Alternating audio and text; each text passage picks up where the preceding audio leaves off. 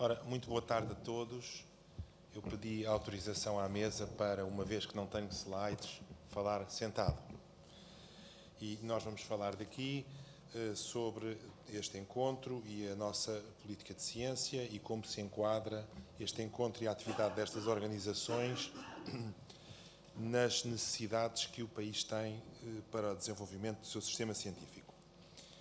É um grande prazer sempre estar nestes encontros de cientistas portugueses e de jovens investigadores e de estudantes portugueses no estrangeiro, ou em Portugal, mas com ligações ao estrangeiro.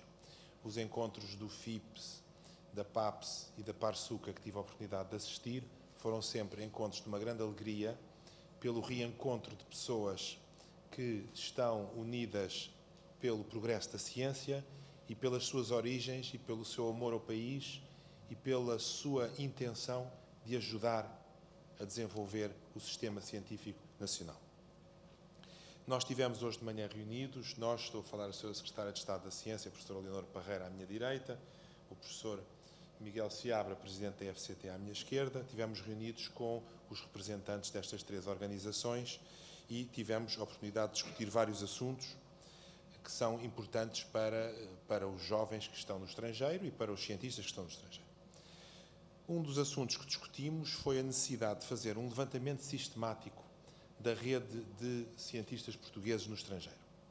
Essa rede é fundamental para a melhor cooperação entre cientistas que residem no nosso país e cientistas que estão no estrangeiro, é fundamental para a cooperação entre cientistas portugueses que estão no estrangeiro, e é fundamental para jovens que queiram estudar e investigar no estrangeiro terem uma rede de apoio.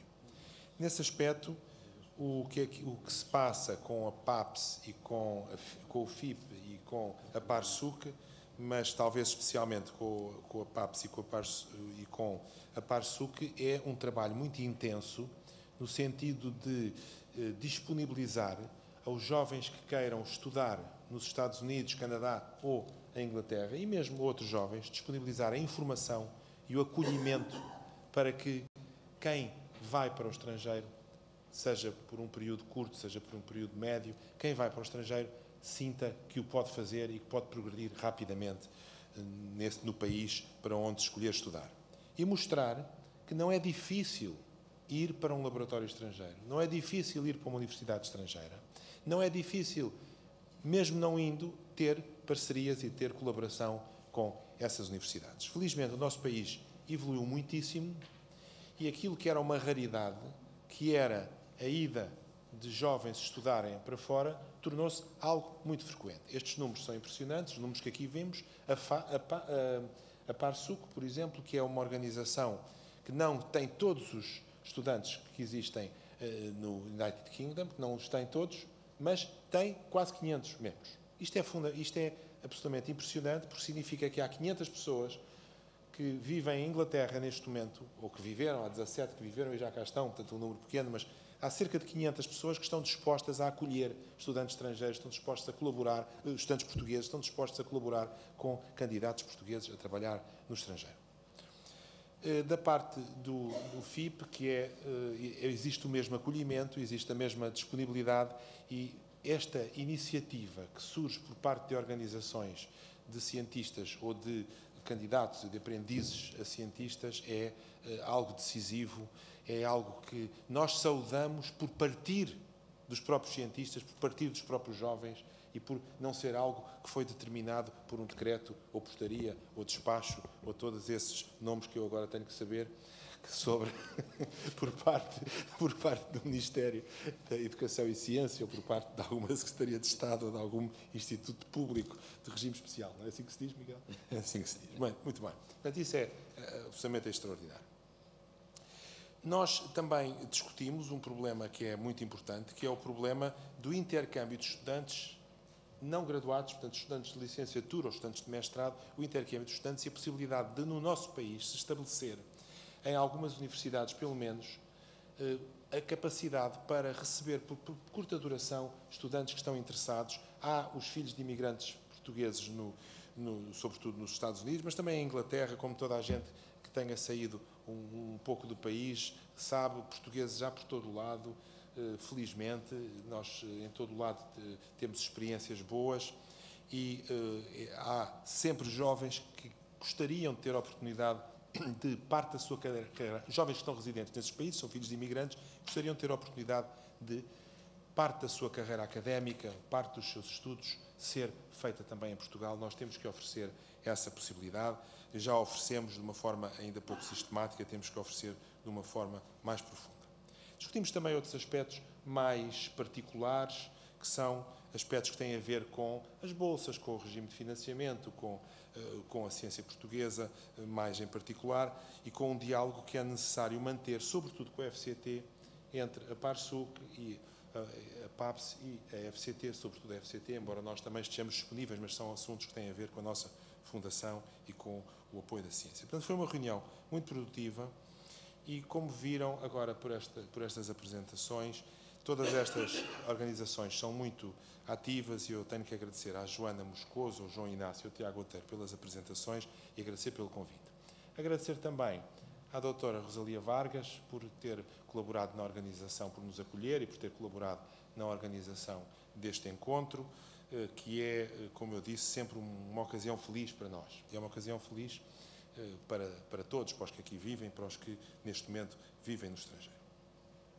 O nosso sistema de ciência e tecnologia, para aqueles que têm um pouco mais de idade que aqui estão, evoluiu visivelmente de uma forma muito rápida desde a entrada de Portugal na Comunidade Europeia.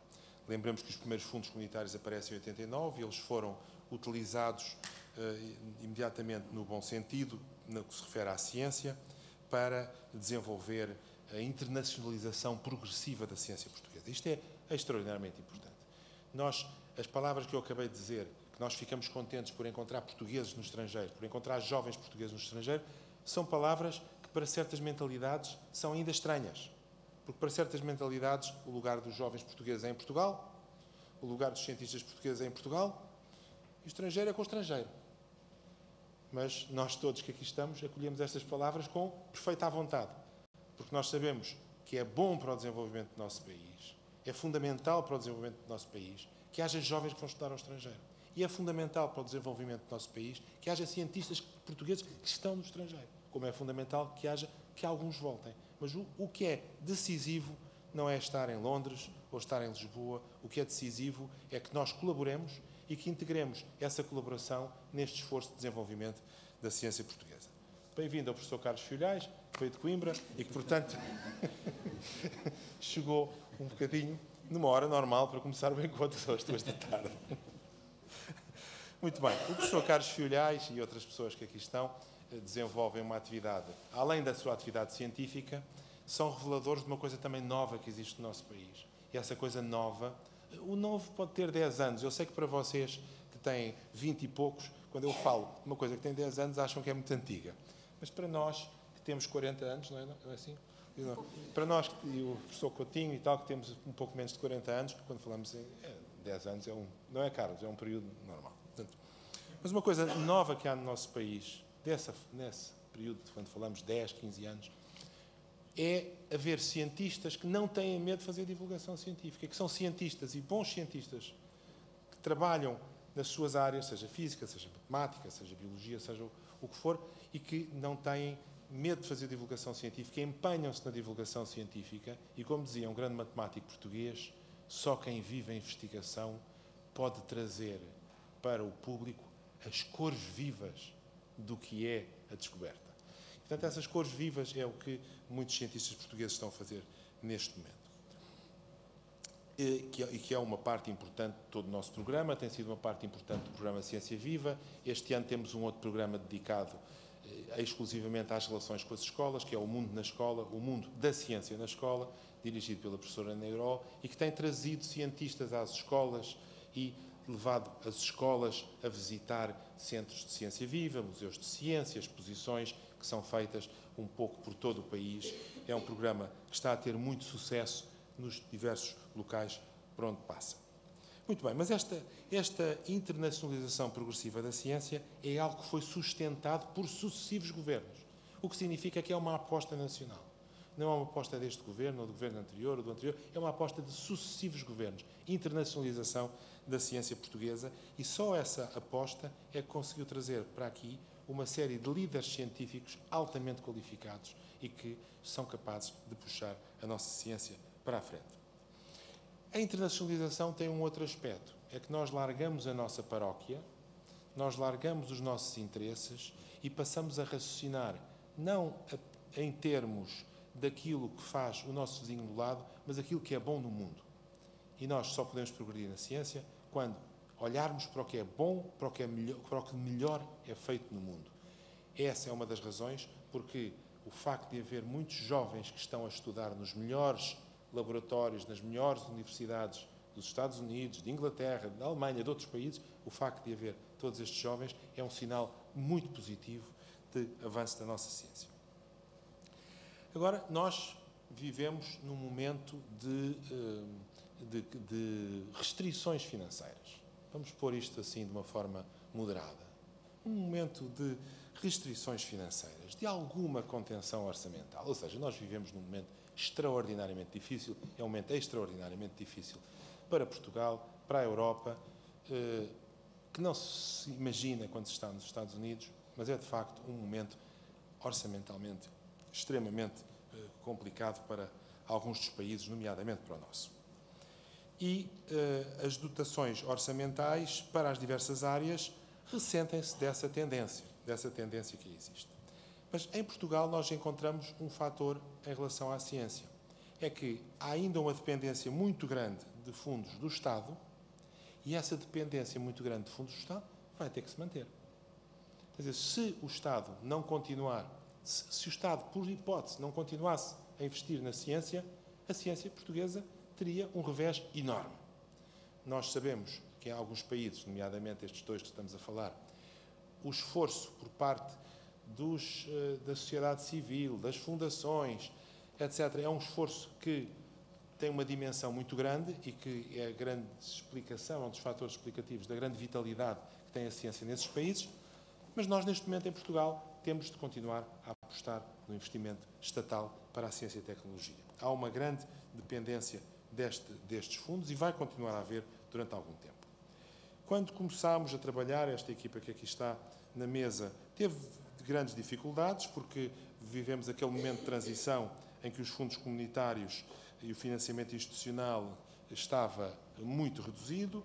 Nós encontramos esses problemas, ultrapassámos-los da melhor maneira que conseguimos e traçámos desde o início qual era a nossa aposta para o trabalho, para a política do Governo num momento de grandes restrições financeiras. Portanto, qual é a política da equipa destas três pessoas que vocês têm aqui à vossa frente?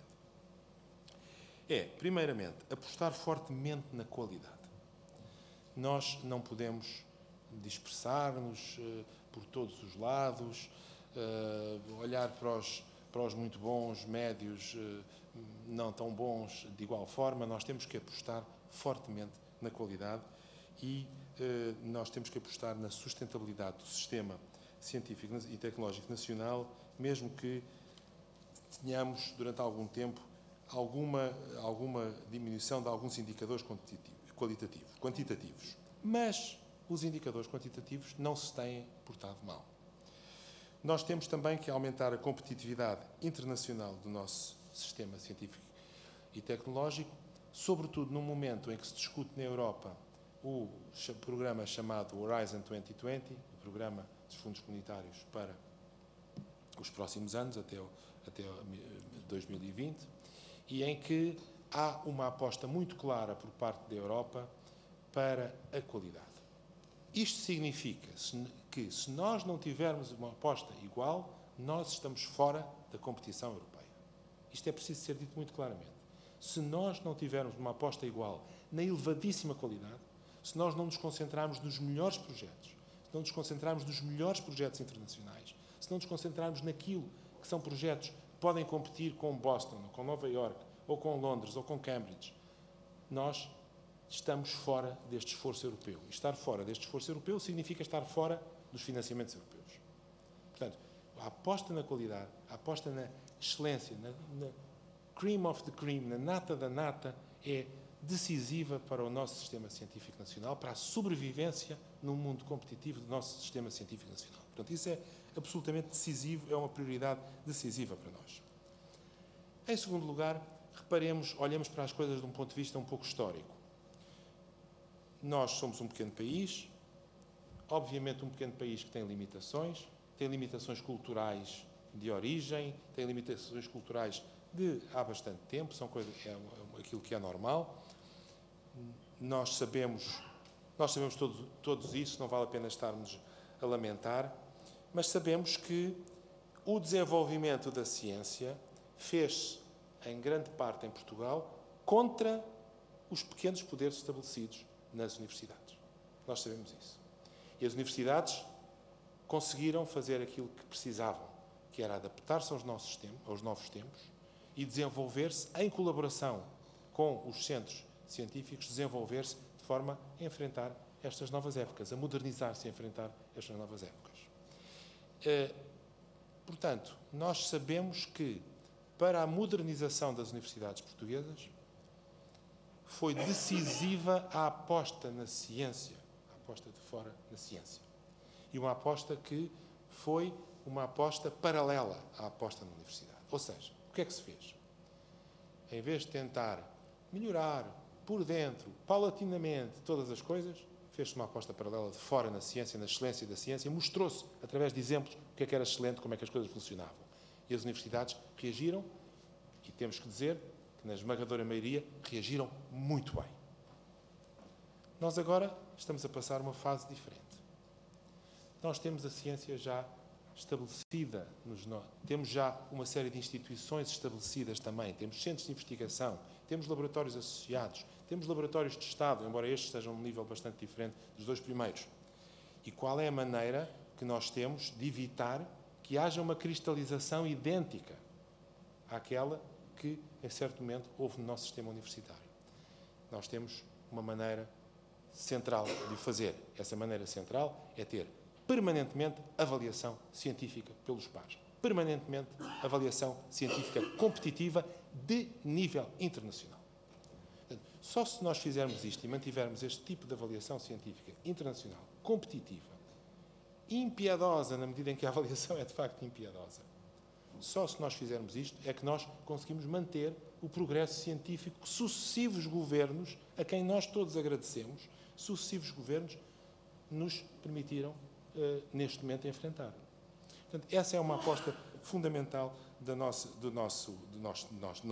política, nós três que aqui estamos, e nós estamos particularmente preocupados com os indivíduos, especialmente os mais jovens.